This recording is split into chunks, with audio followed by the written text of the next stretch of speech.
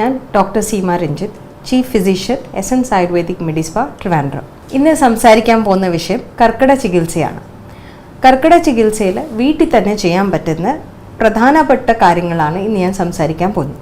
വേനൽക്കാലം കഴിഞ്ഞിട്ട് വരുന്നതാണ് മഴക്കാലം.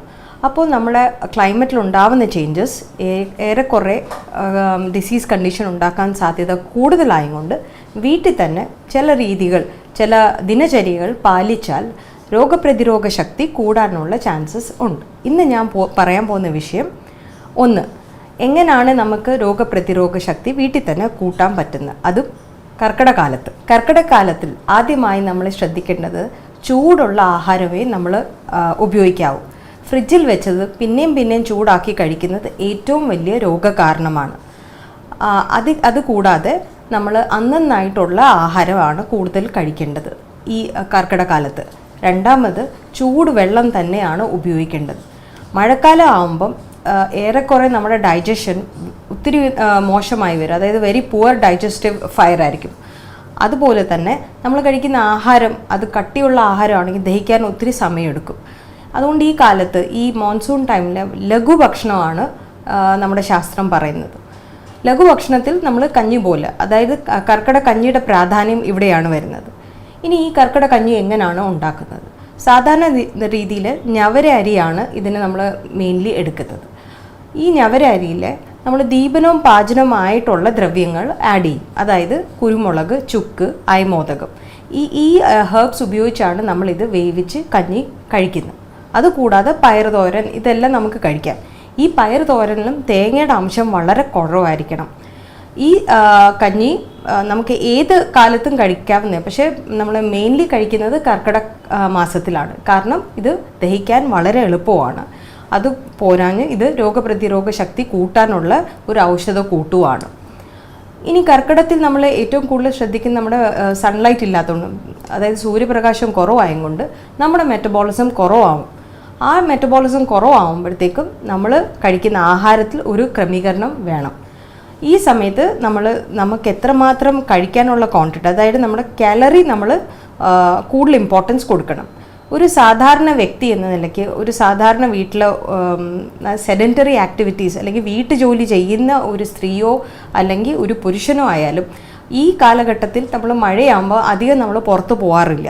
നമ്മൾ വീട്ടിൽ തന്നെ കൂടുതൽ സമയം ചെലവഴിക്കുന്നതുകൊണ്ട് ഈ സമയത്ത് ഉഷ്ണം കൂട്ടാൻ വേണ്ടിയിട്ട്, അതായത് ബോഡി ടെമ്പറേച്ചർ കൂട്ടാൻ വേണ്ടി ചെറിയ യോഗ അഭ്യസിക്കുന്നത് വളരെ നല്ലതായിരിക്കും. കർക്കിടക മാസത്തിൽ ആഹാരം ശ്രദ്ധിക്കേണ്ട കാര്യങ്ങളാണ് ഇപ്പോൾ പറയാൻ പോകുന്നത്.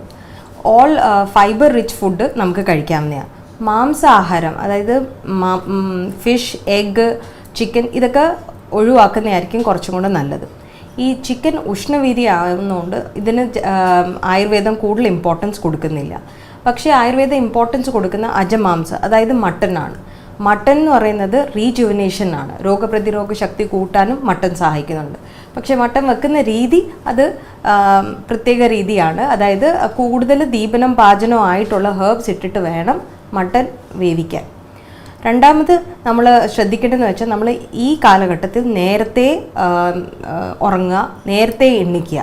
ഈ ഒരു ദിനചര്യ ഫോളോ ചെയ്യുന്നത് നമുക്ക് ഉറക്കം ഒരു ഇമ്പോർട്ടൻറ്റ് ഫാക്ടറാണ് നമ്മുടെ രോഗപ്രതിരോധ ശക്തി കൂട്ടാൻ.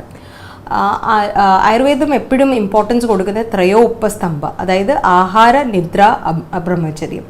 ആഹാരത്തിൽ ഏറ്റവും കൂടുതൽ ഇമ്പോർട്ടൻസ് പറയുന്നത് നമുക്ക് വിശപ്പുള്ളപ്പോഴേ നമ്മൾ കഴിക്കാമോ. അത് കൂടുതലും ഈ റെയിനി സീസൺ ആകുമ്പോൾ നമുക്കറിയാം, നമ്മളെപ്പോഴും പറയും ചായ, കടി അല്ലെങ്കിൽ പക്കോട, ഇതൊക്കെ കഴിക്കുന്നത് മഴക്കാലത്താണ്. പക്ഷേ ഇത് ദഹിക്കുന്നുണ്ടെന്നും നമ്മൾ നോക്കണം. എപ്പോഴും നമ്മൾ ആഹാരം കൂടുതൽ കഴിക്കുമ്പോഴത്തേക്ക് നമ്മുടെ ശരീരത്ത്, അതായത് നമ്മുടെ വയറിന് അത് ശരിക്കും പാചനം ചെയ്യാൻ ബുദ്ധിമുട്ടാവും. സോ നമ്മൾ ഭക്ഷണം കഴിക്കുമ്പം അത് ദഹിച്ചിട്ട് വേണം അടുത്ത ഭക്ഷണം കഴിക്കാൻ. ഇപ്പോഴത്തെ കാലഘട്ടത്തിൽ നമ്മൾ എന്തെങ്കിലും സ്മോൾ സാധനം ഓർഡർ ചെയ്യുമ്പോഴത്തേക്കും, അതായത് സൊമാറ്റോ, സ്വിഗ്ഗി ഒക്കെ നമ്മൾ പലപ്പോഴും ഓർഡർ ചെയ്യും. പക്ഷേ ഇത് ദഹിക്കുന്നതിന് മുമ്പേ അടുത്ത സാധനങ്ങളാണ് നമ്മൾ കഴിക്കുന്നത്.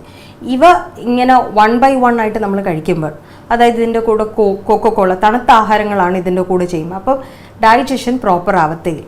ഫാസ്റ്റ് ഫുഡ് കുഴപ്പമൊന്നുമില്ല കഴിക്കുന്നതിന്, പക്ഷേ ഇതിൻ്റെ കൂടെ ചൂടുവെള്ളമേ കുടിക്കാവൂ. നമ്മൾ പ്രിഫർ ചെയ്യുന്നത് എപ്പോഴും കൊക്കോകോള അങ്ങനത്തെ കാർബണേറ്റഡ് ഡ്രിങ്ക്സ് ആണ്. അത് കുറച്ചും കൂടെ അവോയ്ഡ് ചെയ്താൽ ഈ സമയത്ത് നമുക്ക് രോഗപ്രതിരോധ ശക്തി കൂട്ടാനുള്ള ചാൻസസ് കൂടാം. രണ്ടാമത് ചൂടുവെള്ളത്തിൽ നിങ്ങൾക്ക് അയമോദകം ഇട്ടിട്ടോ അല്ലെങ്കിൽ ഏലക്ക, തുളസി ഇങ്ങനത്തെ ദ്രവ്യങ്ങൾ ഇട്ടിട്ട് തിളപ്പിച്ച് കുടിക്കുന്ന വെള്ളത്തിൽ രോഗപ്രതിരോധ ശക്തി കൂട്ടാൻ കാര്യമായിട്ട് സഹായിക്കും.